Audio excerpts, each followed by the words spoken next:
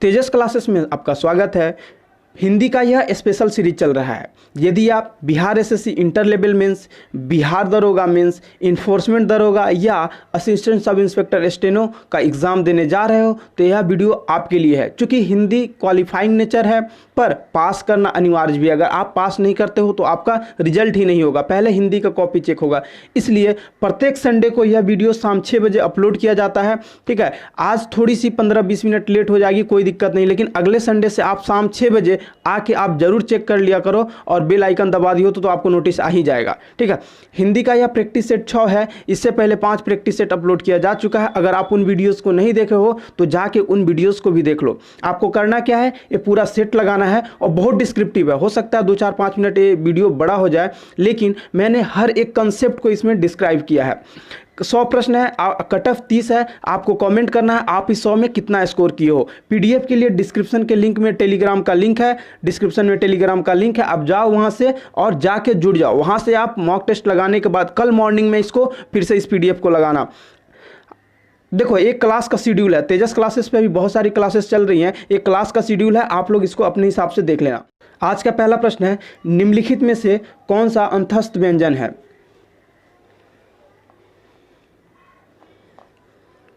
इसका आंसर हो जाएगा ऑप्शन 1। देखिए, ल जो होता है वो अंतस्थ व्यंजन होता है। व्यंजन, सबसे पहले व्यंजन के 3 भेद होते हैं। ठीक है, स्पर्श व्यंजन, उष्म व्यंजन और अंतस्थ व्यंजन। स्पर्श व्यंजन क्या होता है? क वर्ग से प वर्ग तक, यानी क ख ग घ से लेके प फ ब भ तक आपका क्या है, ये स्पर्श व्यंजन है। उष्म व्यंजन तलाबे सा, मूर्धन्य सा, दंती सा और ह, ये क्या है, ये उष्म व्यंजन है। और अंतस्थ व्यंजन क्या होता है? य र ल व। य र ल व जो होता है ये आपका अंतस्थ व्यंजन हो जाता है। क्या हो जाएगा? ये हो जाएगा। आप लोग, मैं जो भी बोल रहा हूं ना उसको आप जरूर नोटबुक में नोट करो। ठीक है, अगला प्रश्न है, निम्नलिखित में से कौन सा स्वर कंठ तालव्य है? देखो, कंठ तालव्य, चलो इसका आप लोग आंसर दे लो।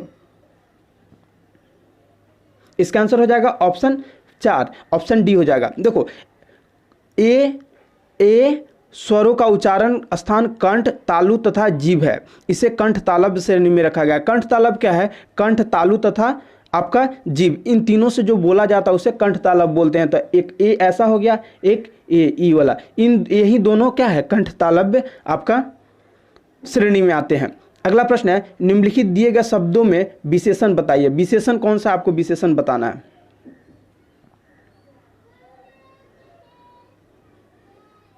इसका आंसर हो जाएगा ऑप्शन सी। देखिए, क्या है, सहायक क्या है, यह विशेषण है। ठीक है, शौक विशेषण नहीं है। शौक का अगर विशेषण बनाए तो शौकीन हो जाएगा।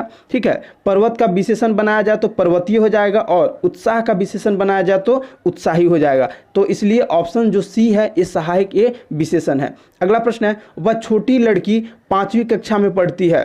वाक्य में वह क्या है आपको बताना है। वाक्य में वह क्या है, इस जो वह का यूज किया गया है यह क्या है?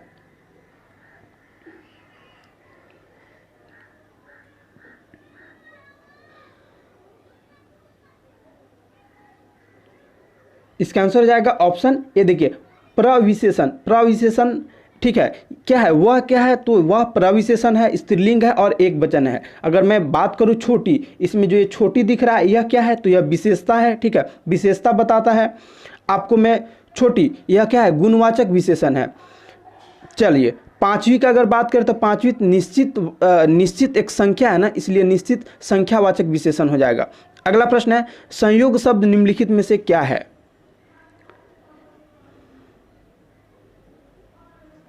इसका आंसर हो जाएगा ऑप्शन 4, संयुक्त। संयोग शब्द का विशेषण संयुक्त होता है। अगला प्रश्न है, छोटा शब्द निम्नलिखित में से क्या है? छोटा शब्द आपको बताना है निम्नलिखित में से क्या होता है।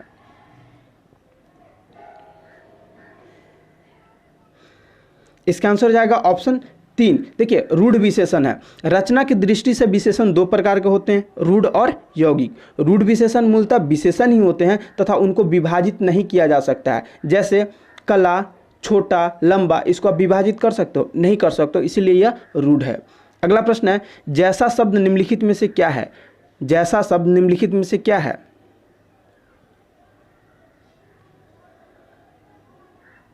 इसका आंसर हो जाएगा ऑप्शन 3। देखिए, जैसा शब्द क्या है, यह विशेषण ही है, यह जो सर्वनाम से निर्मित है। चलिए, अगला प्रश्न है, ये फल मीठे हैं, वाक्य में मीठे शब्द क्या हैं?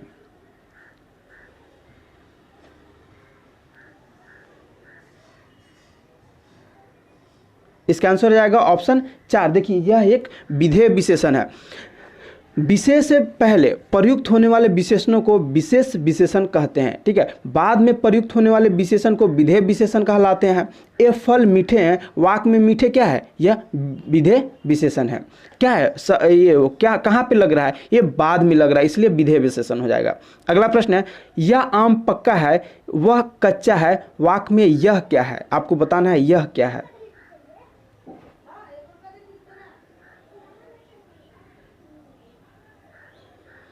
इसका आंसर हो जाएगा ऑप्शन 2। यह क्या है? एक सर्वनामिक विशेषण है। यदि सर्वनामिक विशेषण का प्रयोग संज्ञा अथवा सर्वनाम शब्द से पहले हो तो ये सर्वनामिक विशेषण कहलाते हैं, और यदि अकेले संज्ञा के स्थान पर प्रयुक्त हो तो ये सर्वनाम कहलाते हैं। प्रश्न में दिए गए वाक्य में आप देखिए क्या है? यह आम पक्का है और वह कच्चा है में यह आपको क्या है? ये जो यह दिख रहा है यह क्या है? यह सर्वनामिक विशेषण है।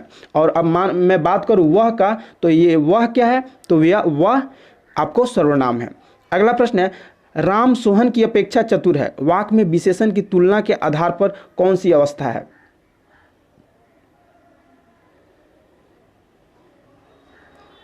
इसका आंसर हो जाएगा ऑप्शन 2। देखिए यह क्या है? उत्तर अवस्था है। जब दो या दो से अधिक व्यक्तियों अथवा वस्तुओं की तुलना करके किसी एक काम को कम या अधिक अच्छा या बुरा कहा जाता है तो वहाँ पे तुलनात्मक विशेषण का प्रयोग होता है, ठीक है। विशेषणों की तुलना के आधार पर 3 अवस्थाएं होती है, मूल अवस्था, उत्तरावस्था एवं उत्तमावस्था। जब दो व्यक्ति वस्तुओं अथवा स्थान आदि की तुलना करके किसी एक को अधिक या कम विशेष बताया जाए तो वह विशेषण की उत्तरावस्था होती है। जैसे राम सोहन की अपेक्षा चतुर है, इसमें क्या है? विशेषण उत्तरावस्था है। अगला प्रश्न है, नीचे प्रत्येक प्रश्न में दिए गए विकल्पों में से तत्सम शब्द का चयन कीजिए। आपको इसमें से तत्सम बताना है।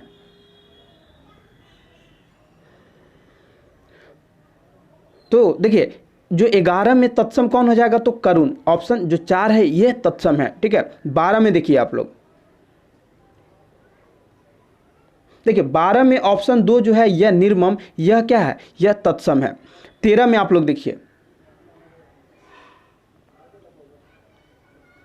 इसका आंसर हो जाएगा ऑप्शन 4 जो भगवान है यह तत्सम है। अगला प्रश्न है, नीचे प्रत्येक प्रश्न में दिए गए विकल्पों में से तद्भव शब्द का चयन कीजिए। तद्भव शब्द आपको बताना है।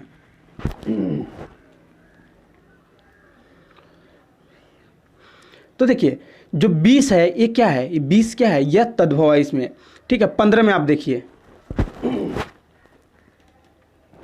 इसमें आपको पीड़ तद्भव है, ठीक है। 16 में देखो आप,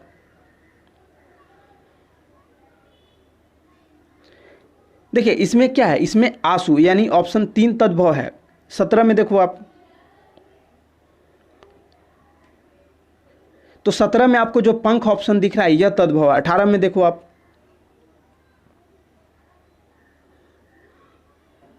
तो देखो 18 में क्या है? 18 में गांव जो है तद्भव है। मैं लास्ट में बताऊंगा तत्सम और तद्भव, मैं बार बार बताऊंगा लास्ट में, ठीक है। अभी आप इसको खुद सोल्व किए हो, मैं लास्ट में बताऊंगा तो आपको समझ में आएगा क्या होता है।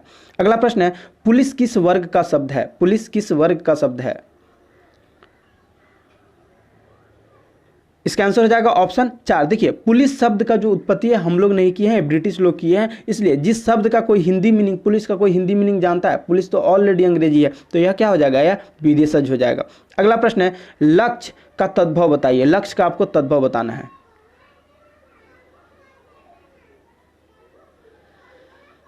तो इसका आंसर हो जाएगा ऑप्शन 1। देखिए लक्ष्य का जो तद्भव है लाख। अगला प्रश्न है, निम्नलिखित में से कौन सा वाक्य शुद्ध है? आपको बताना है शुद्ध वाक्य कौन सा है।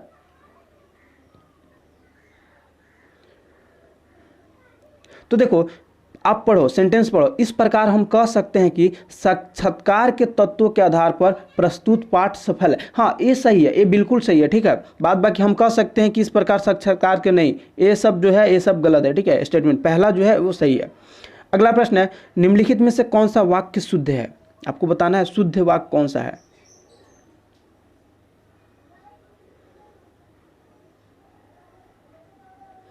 देखिए इसमें वह रोग वाली साया पर पड़ा है, नहीं गलत, वह रोग वाली साया पर पड़ा नहीं है, वह रोग साया पर पड़ा है। हाँ, ये सही हो जाएगा, ऑप्शन बी इसमें सही है, वह रोग साया पर पड़ा है। ठीक है, चलिए अगला प्रश्न है, निम्नलिखित में से कौन सा वाक्य शुद्ध है? आपको कौन सा वाक्य शुद्ध है ये बताना है।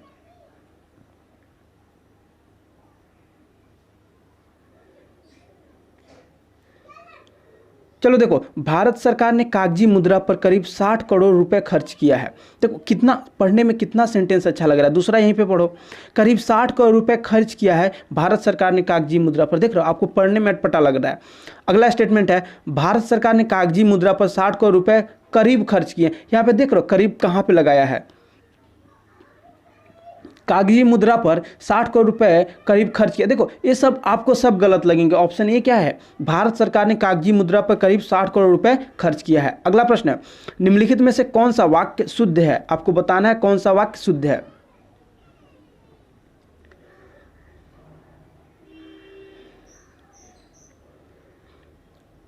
चलो देखो, मंत्री का कहना है हमें अपने देश में अशिक्षा दूर करना है। देखो लग रहा है ना कि ये बहुत अटपटा है।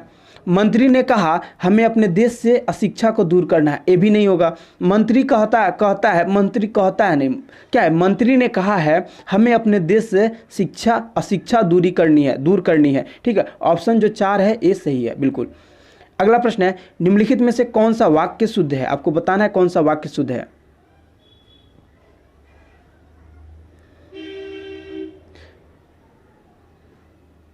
देखिए, तुलसी और सूर अवधी और ब्रज भाषा के श्रेष्ठ कवि है। नहीं, तुलसी और सूर क्रमशः अवधी और ब्रज भाषा के श्रेष्ठ कवि। हाँ, यही सही है, ऑप्शन जो 2 है ये सही है। अगला प्रश्न है, शुद्ध वर्तनी का चयन करें। शुद्ध वर्तनी का आपको चयन करना है, कौन सा लिखा हुआ है। देखो ऐसा प्रश्न आपके एग्जाम में बहुत आता है। ठीक है, तो इसमें जो ऑप्शन आपको 3 दिख रहा है उत्तरदायित्व, ये बिल्कुल शुद्ध लिखा गया है। अगला प्रश्न है, शुद्ध वर्तनी का चयन करें। इसमें बताना है शुद्ध कौन सा लिखा हुआ है।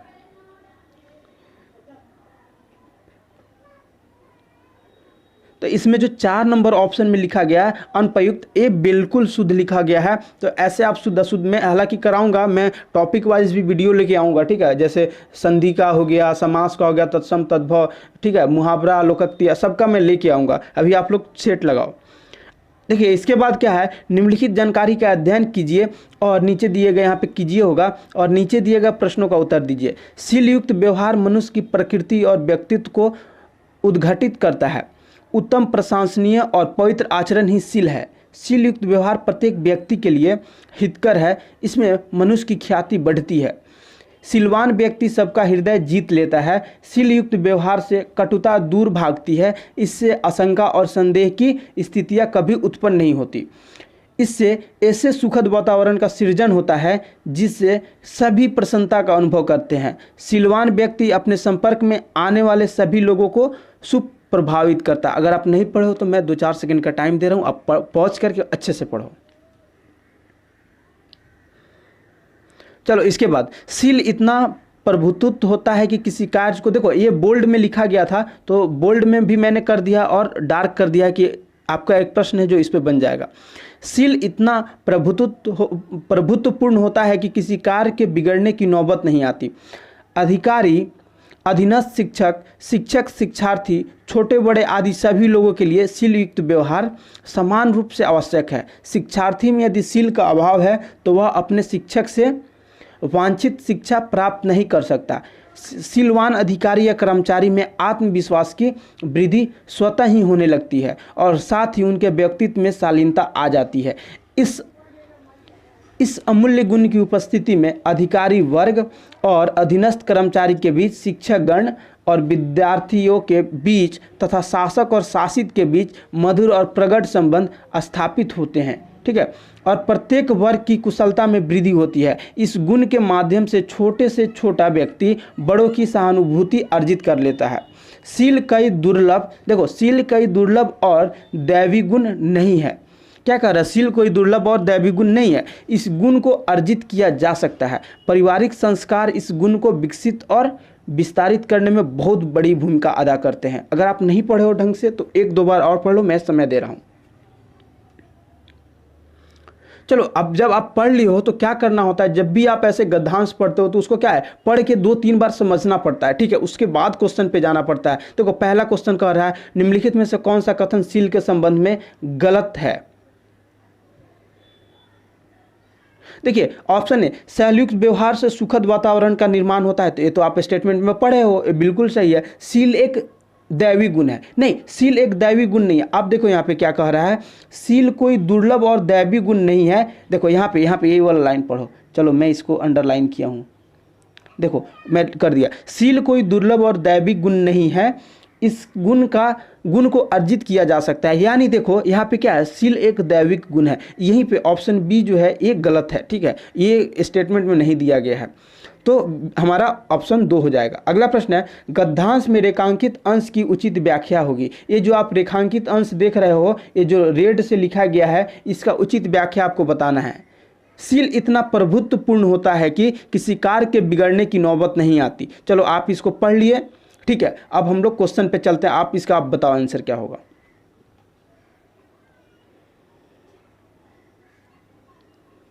तो देखो क्या होगा, उचित व्याख्या क्या होगा, जहां सील का प्रभुत्व होता है वहां कोई कार्य बिगड़ने नहीं पाता, ठीक है, जहां सील का प्रभुत्व होता है वहां कोई कार्य बिगड़ने नहीं पाता। ऑप्शन आप सी देख रहे हो, हाँ बिल्कुल यही उसका क्या है, उचित व्याख्या है। अगला प्रश्न है गद्यांश में कौन सा शब्द दुष्प्रभावित का विलोम है। दुष्प्रभावित का विलोम कौन सा शब्द है, आपको ये बताना है। तो आप जानते हो दुष्प्रभावित का क्या हो जाएगा, सुप्रभावित, ऑप्शन 3 हो जाएगा। अगला प्रश्न है जब कोई सरकारी पत्र, कार्यालय ज्ञापन या ज्ञापन एक साथ अनेक प्रस्तियों जो होता है ना, क्या बोलते हैं, प्रतियां को भेजा जा रहा है, तब उसे क्या कहा जाता है। यहाँ पे इसको लिखने में कुछ गलत हुआ है, प्रतियां होगा, ठीक है, अनेक प्रतियां को भेजा जा रहा है तब उसे क्या कहा जाता है। इसका आंसर हो जाएगा ऑप्शन 4, उसे परिपत्र कहा जाता है। अगला प्रश्न है अपने विद्यालय की किसी मनोरंजक घटना का वर्णन करते हुए मित्र को लिखा गया पत्र किस कोटि के अंतर्गत आएगा।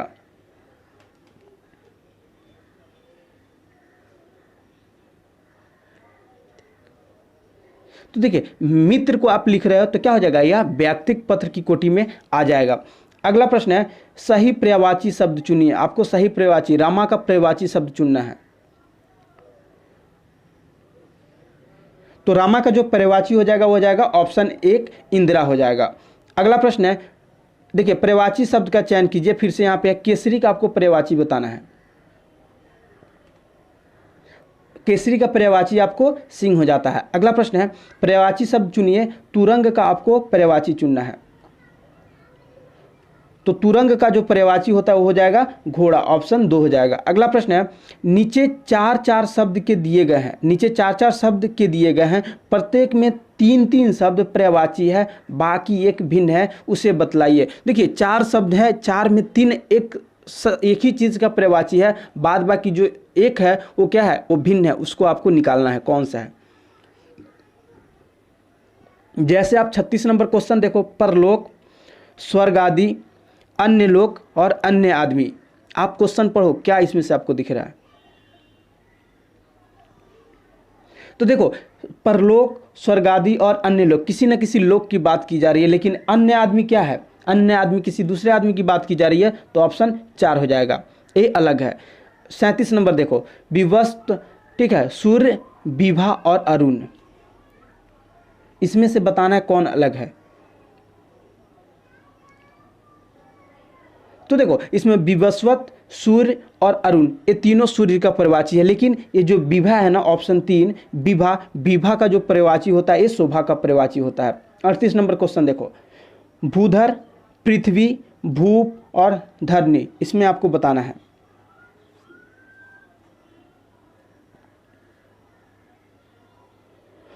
तो देखो जो भूधर है, पृथ्वी है और धरनी है, ये सब किसका, तो पृथ्वी का पर्यायवाची है। लेकिन जो आप भूप देख रहे हो, भूप का जो पर्यायवाची होता है राजा या सम्राट का पर्यायवाची होता है।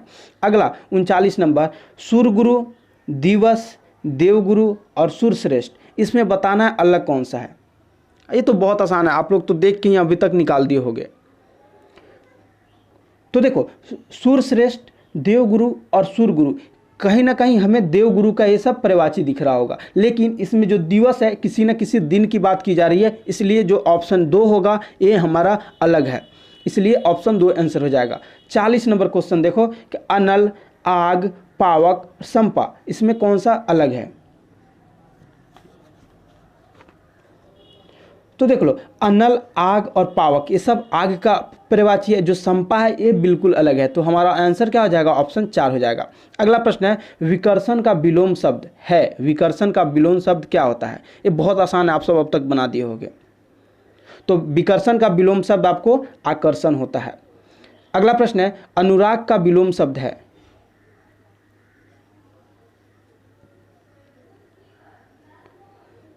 तो अनुराग का जो विलोम शब्द होता है वो क्या होता है, विराग होता है। अनुराग का मतलब देखो, अनुराग मतलब जिसका राग अच्छा हो, ठीक है, जिसका, लेकिन विराग का मतलब क्या हो, बोलने में कड़वाहट हो, फटा स्पीकर की जैसे बोल रहा हो, ठीक है। अगर आप लोग बिहार एसएससी मेंस देने जा रहे हो या इन्फोर्समेंट सब इंस्पेक्टर या असिस्टेंट सब इंस्पेक्टर स्टेनो, तो उसका मॉक टेस्ट ऑलरेडी चल रहा है और मैं एक से एक प्रकाशन का मॉक टेस्ट करा रहा हूँ। आप लोग जल्दी से जल्दी आके ज्वाइन कर लो और सारे सेट को सुबह 7:30 बजे आके लगाओ, और एएसआई और ईएसआई का सेट आपको 11 बजे मिलता है। अगला प्रश्न है उत्कर्ष का विलोम शब्द है। उत्कर्ष का विलोम क्या हो जाएगा, इसका आंसर हो जाएगा ऑप्शन 3 अपकर्ष। अगला प्रश्न है भीषण का विलोम शब्द है। भीषण का आपको विलोम बताना है। तो भीषण का विलोम क्या हो जाएगा, सौम्य हो जाएगा। अगला प्रश्न है उत्कर्ष का विलोम, अभी ये मैंने कराया ही हूं। अगला प्रश्न है विलोम शब्द चुनिए, शायद रिपीट हो गया था। विलोम शब्द आपको चुनना है। अर्जन का आपको विलोम चुनना है। देखो, अर्जन का मतलब होता है कुछ अर्जना, ठीक है, कुछ खरीदना, कुछ मतलब खरीदना, कुछ अपने अपने धन में कुछ शामिल करना। लेकिन त्याग का मतलब क्या होता है, कुछ चीज का त्याग कर देना। ऑप्शन 4 हो जाएगा। अगला प्रश्न है निम्नलिखित शब्द के लिए 4 विकल्प दिए गए हैं, उपयुक्त शब्द का चयन करें। तिमिर, तिमिर का क्या होगा, आपको बताना है तिमिर का क्या होगा। तो तिमिर का क्या होता है, तिमिर का प्रकाश होता है। ऑप्शन 1 हो जाएगा। अगला प्रश्न है विलोम शब्द का चयन कीजिए। रंगीन का विलोम क्या होगा। तो देखो, रंगीन का जो विलोम होता है वो क्या होता है, तो रंगहीन हो जाता है, ठीक है। आप लोग रंगहीन, देखिए रंगहीन होगा, यहाँ पे रंगहीन इसको मत देख लेना, इसमें हारसीन है। रंगहीन में हमेशा ह में दीर्घहीन होता है, ठीक है। और सफ़ेद भी नहीं होगा, सफ़ेद, रंगहीन का जो विलोम होगा वो सफ़ेद नहीं होता है, ठीक है, रंगहीन हो जाता है रंगीन का। अगला प्रश्न है प्रत्येक वाक्य में गहरे काले शब्द के लिए नीचे दिए गए विकल्पों में से उपयुक्त विलोम शब्द का चयन करके रिक्त स्थान की पूर्ति करें। जैसे देखो, अभिजात यहाँ पे दिया है ना, गहरा और काला। व्यक्ति की पहचान उसके अभिजात अथवा डैश कुल में उत्पन्न होने से नहीं, उसके गुणों से होती है। आपको बताना है इसमें अभिजात का जो विलोम शब्द कौन सा वहां पे आएगा। तो देखो, अभिजात का क्या हो जाएगा, वो अवजात हो जाएगा, अवजात आ जाएगा। व्यक्ति की पहचान उसके अभिजात अथवा अवजात कुल में उत्पन्न होने से नहीं, उनके गुणों से होती है। अगला प्रश्न है स्वयं हलाहल का घूंट पीकर वे दूसरों को डैश ही पिलाते रहे।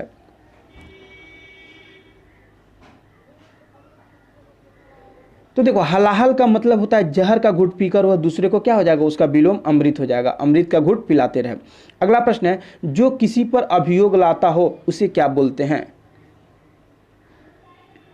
तो जो किसी पे अभियोग लाता है उसे वादी बोलते हैं। अगला प्रश्न है तैरने की इच्छा, जिसको तैरने की इच्छा हो उसे क्या कहेंगे। इसका आंसर हो जाएगा ऑप्शन 4, जिसको तैरने की इच्छा होगा उसे तितिरा बोलते हैं। अगला प्रश्न है सांझ और रात के बीच का समय, ये बीच हो जाएगा, ये बीच हो जाएगा। सांझ और रात के बीच का समय क्या होता है। तो मैं इस क्वेश्चन को पिछले 2-3 सेट में कराया था, तो उसको गोधली बोलते हैं। गोधली का मतलब शाम के बाद और रात होने से पहले का जो समय होता है उसे गोधली बोलते हैं। अगला प्रश्न है निम्नलिखित प्रश्नों में से वाक्य खंड के स्थान पर एक शब्द दीजिए जिसका विभाजन ना किया जा सके। तो बहुत आसान है, आप सब ऐसे ही कर दोगे। जिसका विभाजन ना किया जा सके उसे क्या बोलेंगे, उसे अविभाज्य बोलेंगे, ठीक है। अगला प्रश्न है जहां पहुंचना कठिन हो, जहां पहुंचना कठिन हो, मैं फिर बोल रहा हूँ, आप लोग हिंदी का मॉक टेस्ट हमेशा लगाओ, ठीक है। अगर सोचो आपके एग्जाम में 3 महीने का टाइम है, 3 महीने मैं आपको 25 से 30 मॉक टेस्ट तो ऐसे करा दूंगा। प्रीवियस ईयर आप लोग बात कर रहे हो यार, प्रीवियस ईयर अब भी नहीं लगाते हैं हम। शुरू में मॉक टेस्ट लगाते हैं, प्रीवियस ईयर एग्जाम देने जाने से पहले लगाना होता है, ताकि आपका माइंड एग्जामिनर की सोच की तरह चले। आप तो पहले प्रीवियस ईयर लगा लेते हो, ठीक है, बाद में आप मॉक टेस्ट लगाते हो। क्या होता है, आपका दिमाग मॉक टेस्ट की तरह चलने लगता है और आप जाके वहां पे अच्छे से अटेम्प्ट नहीं कर पाते। इसलिए कभी भी प्रीवियस ईयर एग्जाम से 10 दिन पहले लगाना चाहिए, ठीक है। एग्जाम का 5 दिन 7 दिन बचा हो तब लगाना चाहिए। जहां पहुंचना कठिन हो उसे क्या बोलेंगे, आप बताओ जल्दी, उसे दुर्गम बोलेंगे। चलो अगला प्रश्न है, विनय पूर्वक किया गया हठ है। विनय पूर्वक जो किया गया हठ होगा उसे क्या बोलोगे, उसे आंसर 4 हो जाएगा, उसे आग्रह बोलते हैं, आग्रह करना, ठीक है। क्या हो जाएगा 56 का हो जाएगा आपका ऑप्शन 4। अगला प्रश्न है, मन को लुभाने वाली वस्तु वाक्यांश के लिए दिए गए विकल्पों में से उपयुक्त शब्द चुनिए। मन को लुभाने वाली वस्तु क्या होगा, तो जो मन को लुभा दे हो जाएगा आपका ऑप्शन 4 मनोहर। अगला प्रश्न है, जिसका अनुभव किया गया हो, जिसका अनुभव किया गया उसे क्या बोलेंगे, जिसका अनुभव किया गया हो उसे अनुभूत बोलेंगे, ठीक है। अगला प्रश्न है, जिसका ऋण लिया हो वाक्यांश के लिए दिए गए विकल्पों में से उपयुक्त शब्द चुनिए। जिसका ऋण लिया हो, तो जिसका ऋण लिया हो उसे क्या बोलेंगे, ऋण दाता बोलते हैं। अगला प्रश्न है, उचित से कम मूल्य लगाना, उचित से कम मूल्य लगाना वाक्यांश के लिए दिए गए विकल्पों में से उपयुक्त शब्द चुनिए। तो देखो उचित से कम मूल्य लगाना क्या हो जाएगा, अवमूल्यन। अवमूल्यन का मतलब ही होता है उचित से कम मूल्य लगाना, ठीक है। अगला प्रश्न है, किस क्रमांक में अंतस्थ व्यंजन है।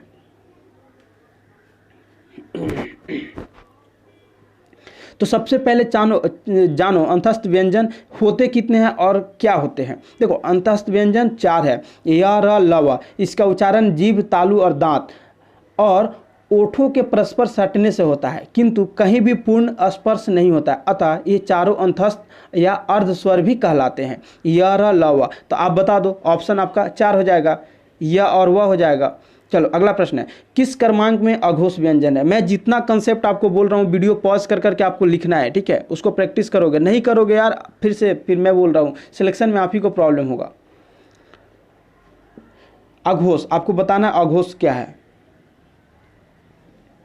तो देखो जो इसमें त और थ है ना ऑप्शन 1 में, यही अघोष है। देखो अघोष होता क्या है, नाद की दृष्टि से जिन व्यंजन वर्णों के उच्चारण में स्वर जो देखो हवा आना, मुंह से जब जिन व्यंजन को बोलने में त थ, ठीक है, हवा आ रहा है ना, तो उस चीज़ को अघोष व्यंजन बोलते हैं। देखो नाद की दृष्टि से जिन व्यंजन वर्णों के उच्चारण में स्वर तंत्रिया झंकृत होती है वे घोष, और जिनमें ऐसी झंकृति नहीं होती है वे अघोष कहलाते हैं। प्रत्येक वर्ग का पहला दूसरा वर्ण तथा तलावेसा, मूर्धन्य और सा क्या है, अघोष वर्ण होते हैं।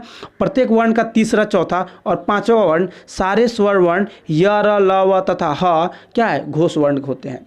अगला प्रश्न है, किस वाक्य में अनिश्चयवाचक सर्वनाम है। देखो इसमें आपको बताओ, पहले थोड़ा सा और टाइम दे दूं। देखो किस वाक्य में अनिश्चयवाचक सर्वनाम है, हम किसी को कुछ नहीं कह सकते। क्या है, हम किसी को कुछ नहीं कह सकते में किसी तथा कुछ दो अनिश्चयवाचक सर्वनाम है, ठीक है। जिस सर्वनाम से किसी निश्चित वस्तु का बोध ना हो उसे अनिश्चयवाचक सर्वनाम कहते हैं, जैसे कोई और कुछ। ऑप्शन आपका 1 हो जाएगा। अगला प्रश्न है, झगड़ा मेरे और उसके मध्य में था में कौन सा कारक है।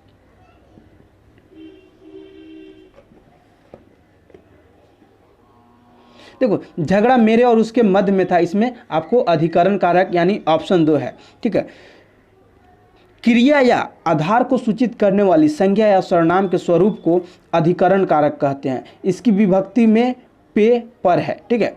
अगला प्रश्न है, किसी शब्द में तत्पुरुष समास है। किस शब्द में तत्पुरुष समास है।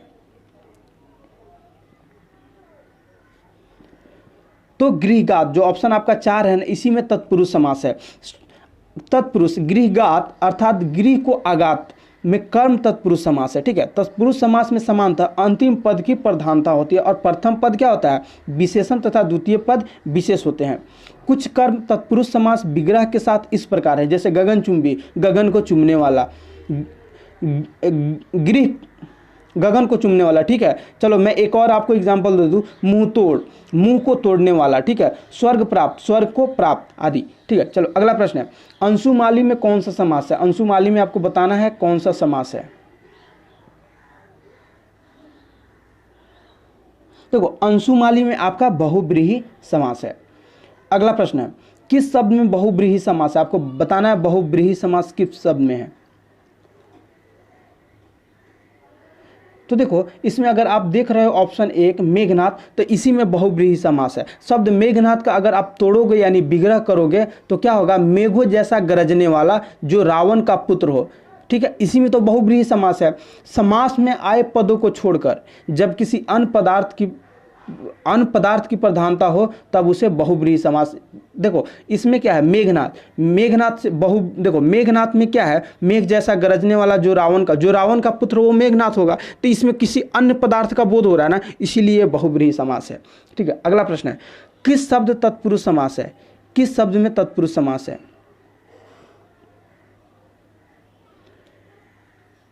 इसका आंसर जाएगा ऑप्शन 3 अनिच्छा। देखो शब्द अनिच्छा का अगर आप विग्रह करोगे तो बिना इच्छा के क्या हो जाएगा, बिना इच्छा के में क्या कौन सा समास हो जाएगा, तत्पुरुष समास हो जाएगा, ठीक है। इसमें अंतिम पद इच्छा की प्रधानता, इसीलिए यह तत्पुरुष समास है। अगला प्रश्न है, नास्तिक में कौन सा समास है। आप लोग हार्ड क्वेश्चन बोल रहे हो, तो चलो अब हार्ड क्वेश्चन करो ना। देखो अगर आप शब्द नास्तिक का विग्रह करोगे तो क्या हो जाएगा, आस्था में विश्वास नहीं रखने वाला, ठीक है। तो इस शब्द में क्या है, अधिकरण तत्पुरुष है, इसमें अंतिम पद आस्था की प्रधानता है, इसलिए क्या हो जाएगा, ये तत्पुरुष समास हो जाएगा। अगला प्रश्न है, किस वाक्य में शब्द वाचक सर्वनामिक विशेषण है। शब्दवाचक आपको सर्वनामिक विशेषण बताना है।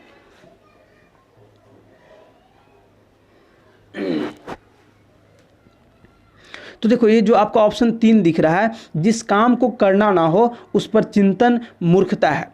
जिस काम पर चिंतन ना हो उस पर, जिस काम को करना ना हो उस पर चिंतन मूर्खता हो में शब्द उस शब्द को देखिए संबंधवाचक सर्वनामिक विशेषण के रूप में आया हुआ है, क्योंकि उसके बाद संबंध कारक की विभक्ति पर लगी हुई है। देखिए इसमें क्या है, उसके बाद क्या लगी है, पर, यानी एक विभक्ति लगी हुई है। ऑप्शन आपका 3 हो जाएगा। अगला प्रश्न है, किस वाक्य में अकर्मक क्रिया है। आपको बताना है किस वाक्य में अकर्मक क्रिया है।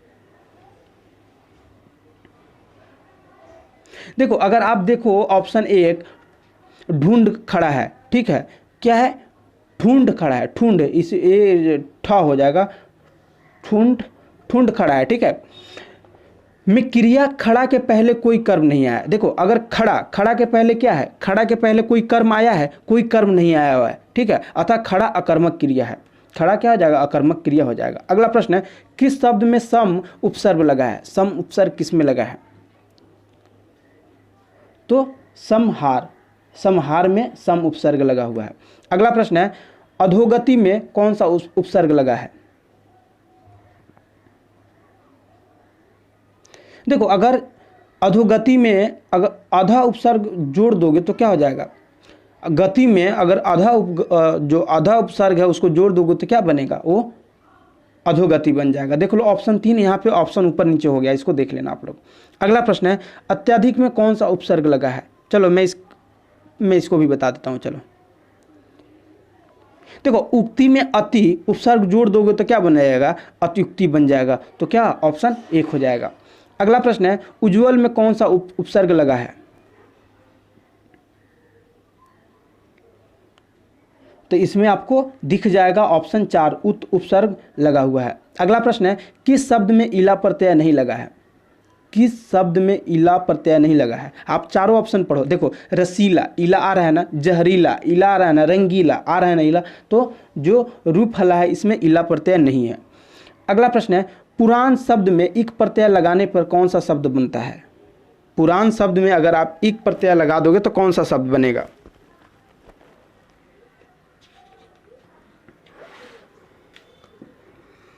तो पुराण शब्द में अगर आप इक प्रत्यय लगा दोगे तो क्या हो जाएगा, ये हो जाएगा पैराणिक, ठीक है। ऑप्शन आपको 4 दिख जाएगा, पैराणिक। अगला प्रश्न है यद्यपि में कौन सी संधि है, यद्यपि में कौन सी संधि है। अब मैं इस संधि को बहुत बार बताया भी हूँ, ठीक है। अगर आप लोग इसको इस बार आंसर नहीं करते हो तो समझ जाओ पुराने वीडियो आप नहीं देखे हो। तो देखो यद्यपि में यण संधि है। चलो मैं इसको थोड़ा सा और डिस्क्रिप्शन दे देता हूँ। यदि धन अपि यानी यदि जोड़ अपि, इसमें ई और अ मिलकर य बन रहा है, ठीक है, यानी ये यण स्वर संधि हो जाएगा। अगला प्रश्न है अपना हाथ जगन्नाथ लोकोक्ति का सही अर्थ है। तो A79 क्वेश्चन में आप लोगों के ऊपर छोड़ रहा हूं, अपना हाथ जगन्नाथ का आप लोग आंसर कमेंट करके देगा। अगला प्रश्न है अधजल गगरी छलकत जाए लोकोक्ति का सही अर्थ है।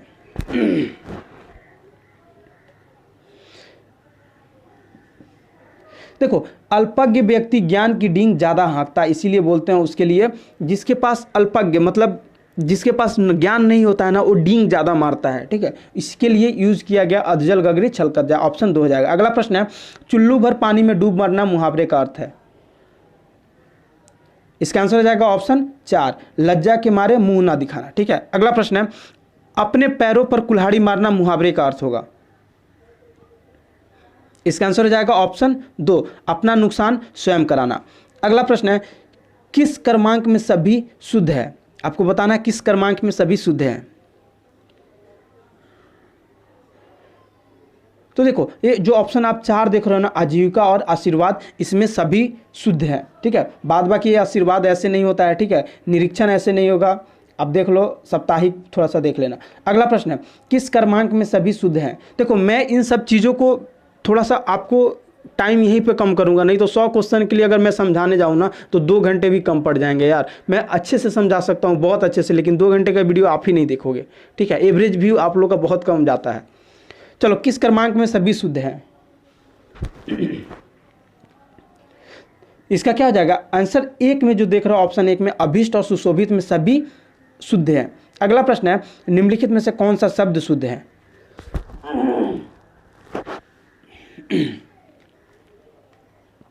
जो ए आप ऑप्शन 2 देख रहे हो सम्मुख, इसमें सभी शुद्ध हैं, ठीक है। अगला प्रश्न है निम्नलिखित में से कौन सा शब्द शुद्ध है। आपको शुद्ध शब्द बताना है कौन सा शुद्ध है। इसका आंसर हो जाएगा ऑप्शन 4 जो पूजनीय है ना, न में दीर्घिन होता है, ठीक है। आप लोग बिल्कुल याद रखना है, बहुत बार आपके एग्जाम में लग रहा है कि हमको 20-30 बार बिहार के एग्जाम में सिर्फ इसको पूछा है। अगला प्रश्न है निम्नलिखित में से कौन सा वाक्य शुद्ध है।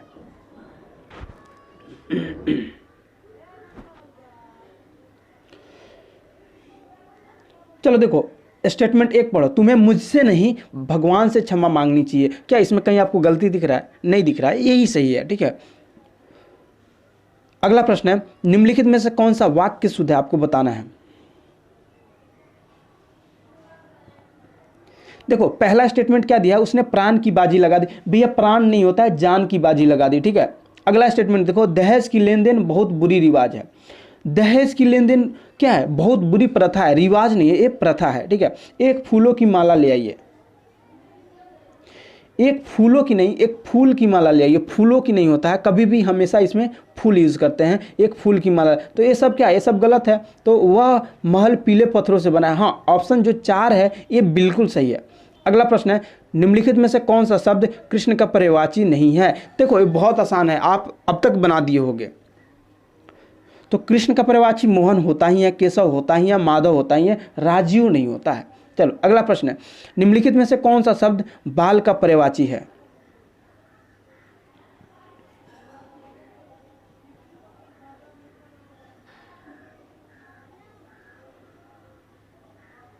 देखो बाल का जो पर्यायवाची होता है केश, जुल्फ, रोम और सिक्की, ऑप्शन 2 हो जाएगा सिक्की। ये सब चीज बाल का पर्यायवाची है। अगला प्रश्न है वक्र शब्द का सही विलोम है। वक्र शब्द का सही विलोम है। वक्र का मतलब क्या होता है, टेढ़ा मेढ़ा, तो इसका विलोम क्या हो जाएगा, सीधा। तो देखो रिजु, टेढ़ा, तिरछा, शूद्र। अब आप बताओ कौन सा होगा। तो देखो इसका आंसर हो जाएगा ऑप्शन ए रिजु। क्षुद्र, तिरछा, टेढ़ा, इस तो कहीं ना कहीं वक्र जैसा ही है। अगला प्रश्न है अतिवृष्टि शब्द का सही विलोम है। अतिवृष्टि शब्द का आपको सही विलोम बताना है। तो देखो वृष्टि शब्द का अर्थ क्या होता है, वर्षा या बारिश, ठीक है। तो अतिवृष्टि अर्थात क्या हो जाएगा, अत्यधिक वर्षा। क्या हो जाएगा, अनावृष्टि, इसका हो जाएगा कम वर्षा, ठीक है। अगला प्रश्न है, राजभाषा अधिनियम में संशोधन कब हुआ? ये बहुत इंपॉर्टेंट है, इसको बहुत याद रखना है। ये आपके जीके में भी आता है और आपके हिंदी में भी आता है। इसका आंसर हो जाएगा ऑप्शन बी, 1967 में हुआ था। अगला प्रश्न है, किस क्रमांक में सुत शब्द युग्म का सही अर्थभेद है? अगर मैं बात करूं इस सूत्र का, तो इस सूत्र का जो अर्थ होता है वो होता है सारथी, ठीक है, या धागा, ठीक है। और जो दूसरा ये सूत्र जो दिख रहे हो, ये दूसरा जो सूत्र देख रहे हो, इस सूत्र का अर्थ होता है पुत्र। तो आप बताओ, सारथी और पुत्र हो जाएगा, 94 का 1 हो जाएगा। अगला प्रश्न है, किस क्रमांक में भीति शब्द का सही अर्थभेद है? भीति, एक में भ में ती है, दूसरे में भिक्ति है, इसका आपको बताना है। मैं इस भीति का बात करूं तो इस भीति का जो अर्थ होता है जटिल या भय होता है, ठीक है। लेकिन अगर मैं इस भिक्ति का बात करूं तो इस भिक्ति का जो अर्थ होता है वो होता है दीवार। अब बताओ आप, भय का क्या हो जाएगा? आपको डर हो जाएगा, और दूसरा तो दीवार है ही। 95 का क्या हो जाएगा? 95 का आपको 1 हो जाएगा। अगला प्रश्न है, किस क्रमांक में कृतज्ञ शब्द का सही अर्थभेद है? कृतज्ञ और कृतज्ञ का बताना है।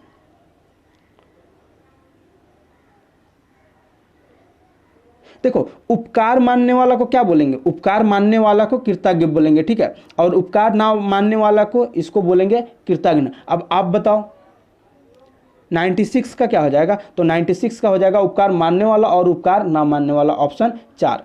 अगला प्रश्न है, किस क्रमांक में कलश कुलिस शब्द युग्म का सही अर्थभेद है?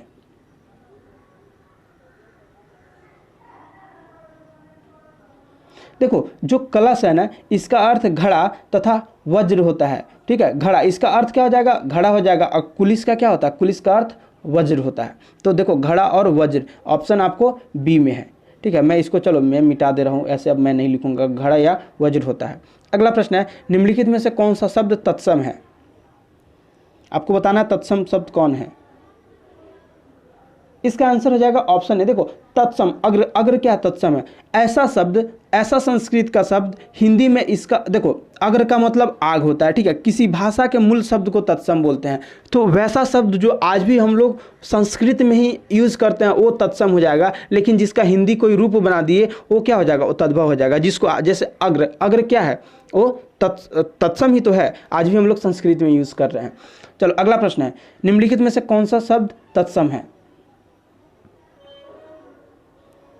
इसका आंसर हो जाएगा ऑप्शन 4। देखो, कपाट, ये भी संस्कृत का ही ओरिजिनल वर्ड है। इसका हम लोग अभी हिंदी यहाँ पे नहीं लिखे हैं, इसलिए क्या हो जाएगा? कपाट तत्सम हो जाएगा। अगला और आज का लास्ट प्रश्न, निम्नलिखित में से कौन सा शब्द तत्सम है? तो देखो, ये जो ऑप्शन 2 है ऊपर नीचे हो गया, कुप जो है ये तत्सम है, ठीक है। आज के लिए इतना ही। ये क्लास का शेड्यूल है, आप लोग जो नहीं देखे हो यहाँ तक पहुँच गया तो इसको देख लो, ठीक है। आज के लिए इतना ही। जो मैंने क्वेश्चन पूछे उसका आंसर आपको कमेंट करना है, ठीक है। हमारी फैमिली अब 1000 की होने वाली है। अपने दोस्तों तक जरूर इस वीडियो को पहुँचाइए। जो लोग बिहार दरोगा, Bihar SSC assistant sub inspector या ESI का मॉक टेस्ट देने जा रहे हैं, उनको बोलिए आके चैनल एक बार जरूर विजिट करेगा। इतने सारे चीज़ हैं प्लेलिस्ट में, आप लोग भी प्लेलिस्ट खंगालिए और पुराने वीडियो को देखिए। क्या दरोगा, क्या इन्फोर्समेंट एसआई, सारे प्रश्न एक ही होते हैं। आप आके सारे मॉक टेस्ट को लगाओ, ठीक है। सबका टाइम फिक्स है, उस टाइम पे आपको मिलेगा। आज के लिए इतना ही, मिलते हैं अगले वीडियो में।